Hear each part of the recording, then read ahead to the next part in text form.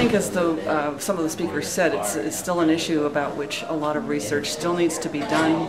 A lot of misinformation or misimpressions are still extant, and so a lot of public education is still needed. I think things have come a long way since these shelters and efforts started to get underway a couple decades ago, but I think there's still a long ways to go. So I think it's an ongoing community process of community education. Yeah, I'm a first-year doctoral student in the School of Social Work, and my area of research interest is domestic violence. Why is that? I've worked in domestic violence since graduating from my master's program, and I've just had some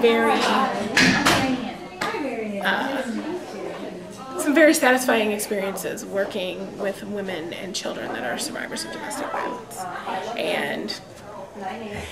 and love the work and think that there's still a lot of women and children that need more services, and there needs to be a lot of policy work done.